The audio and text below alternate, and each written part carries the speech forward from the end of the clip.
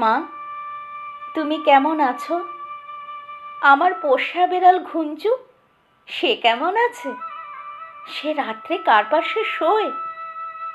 দুপুরে যেন আলী সাহেবদের বাগানে না যায়। মা, ঝিঙে মাচায় ফুল এসেছে। তোমাদের ঘরের চালে নতুন খড় দিয়েছ। এবারে বৃষ্টি হয়েছে খুব। তরফদারদের পুকুরটা কি ভেসে গেছে? কালু ফুলুরা মাছ পেয়েছে কিছু? মনে আছে একবার মেঘের ডাক শুনে কই মাছ উঠে এসেছিল ডাঙায়? আমি আম গাছতলায় 2টো কই মাছ ধরেছিলাম। তোমার মনে আছে মা? মনে আছে আলী সাহেবের বাগানে সেই নারকোল? চুরি করে আনিনি, মাটিতে পড়েছিল, কেউ দেখেনি। নারকোল বড়ার সেই স্বাদ এখনো মুখে লেগে আছে। আলী সাহেবের ভাই নিজান আমাকে খুব আদর করত। বাবা একদিন দেখতে পেয়ে চেলাকাঠ দিয়ে পিটিয়েছিল আমাকে। আমার পিঠে এখনো সেই দাগ আছে। সেই দাগটায় হাত বুলিয়ে বাবার কথা মনে পড়ে। বাবার জন্য আমার খুব কষ্ট হয়। আমি ভালো আছি, খুব ভালো আছি। হ্যাঁ, ভালো কথা। দাদা কোনো কাজ পেয়েছে? নকুরবাবু যে বলেছিল বহরমপুরে নিয়ে যাবে। দাদাকে বলো ওর ওপর আমি রাগ করিনি। রাগ পুষে রাখলে মানুষের বড় কষ্ট। আমার শরীরে আর এক ফোঁটাও রাগ নেই। আমি আর একটুও কাঁদি না মা। মা, আমি রোজ দোকানের খাবার খাই। হোটেল থেকে 2 বেলা আমার খাবার এনে দেয়। মাংস মুখে দিয়ে তুলির কথা, কালু ভুলুর কথা মনে পড়ে। হোটেলে কিন্তু কখনো শাক রান্না হয় না। পুকুর পাড় থেকে তুলে আনতাম আমি আর তুলি, সেই কলমি শাক। কি ভালো, কি ভালো!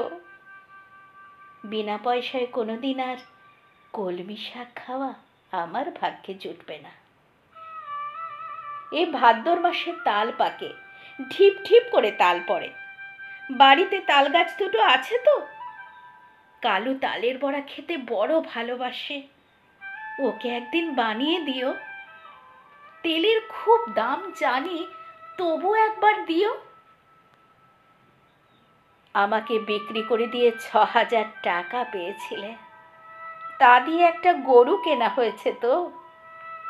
সেই গরুটা ভালো দুধ দেয়। আমার মতো মেয়ের চেয়ে গরু অনেক ভালো। গরুর দুধ বিক্রি করে সংসারে সুসার হয়, গরুর বাছুর হয়, তাতেও কত আনন্দ। বাড়িতে কন্যা সন্তান থাকলে কত জ্বালা। 2 বেলা ভাত দাও রে, শাড়ি দাও রে, বিয়ের জোগাড় করো রে, হাবুল নিজাম শ্রীধরদের থাবা থেকে মেয়েকে বাঁচাও রে। আমি কি বুঝি না? সব বুঝি, সব বুঝি। আমাকে কেন বিক্রি করে দিলে তাও তো বুঝি। সেজন্যই তো আমার কোনো ক্ষোভ নেই। মা, আমি কিছু টাকা জমিয়েছি, সোনার দুল গড়িয়েছি। একদিন কি হলো জানো? দিনের বেলা ঘুরঘুরটি অন্ধকার, আকাশে খুব মেঘ জমেছিল। মনটা হঠাৎ কেমন যেন করে উঠল। দুপুরবেলা বেরিয়ে চুপি চুপি ট্রেনে চেপে বসলাম। স্টেশনে নেমে দেখি একটা মাত্র সাইকেল রিক্সা। খুব ইচ্ছে হলো একবার বাড়িটা দেখে আসি। রথতলা মোড়ে আসতেই কারা যেন চেঁচিয়ে উঠল, কে যায়, কে যায়? দেখি হাবুল শ্রীধরদের সাথে তাস খেলছে দাদা। আমাকে বলল, হারামজাদি, কেন ফিরে এসেছিস? আমি ভয় পেয়ে বললাম, ফিরে আসিনি গো, থাকতেও আসিনি, একবার শুধু দেখতে এসেছি। হাবুল বলল, এটা একটা বেবুশ্যে মাগি। কি করে জানলো বলো তো? আমার গায়ে কি লেখা আছে? আর একটা ছেলে চিনি না বলল, ছি ছি ছি, গায়ের বদনাম। আমি বললাম, দাদা, আমি মায়ের জন্য কটা টাকা এনেছি আর তুলির জন্য। দাদা টেনে এক চড় কষালো আমার গালে। আমাকে বিক্রির টাকা হকের টাকা, আর আমার রোজগারের টাকা নোংরা টাকা। দাদা সেই টাকা ছোঁবে না। ছিনিয়ে নিল শ্রীধর, আমাকে ওরা দূর দূর করে তাড়িয়ে দিল। আমি তবু দাদার ওপর রাগ করিনি। দাদা তো ঠিকই করেছে।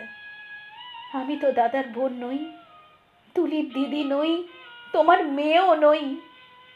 মা, আমি তোমার মেয়ে নই, কিন্তু তুমি আমার মা। তোমার আরও ছেলে মেয়ে আছে, কিন্তু আমি আর মা পাবো কোথায়? সেজন্যই তোমাকে চিঠি লিখছি।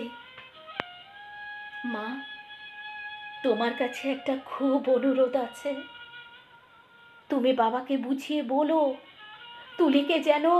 তুলিকেও যেন আমার মতো আরামের জীবনে না পাঠায়। যেমন করে হোক তুলির একটা বিয়ে দিও, একটা ঘর সংসার, একটা নিজের মানুষ। আর যদি কোনো রকমই ওর বিয়ে দিতে না পারো, ওকে বলো গলায় দড়ি দিয়ে মরতে। মরলে ও বেঁচে যাবে মা, মরলে ও বেঁচে যাবে।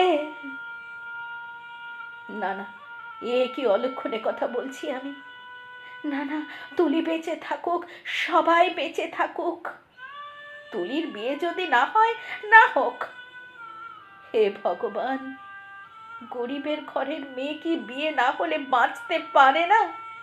বিয়ে না হলে গ্রামের সবাই তাকে ঠোকরাবে। দু পায়ে জোর হলে তুলি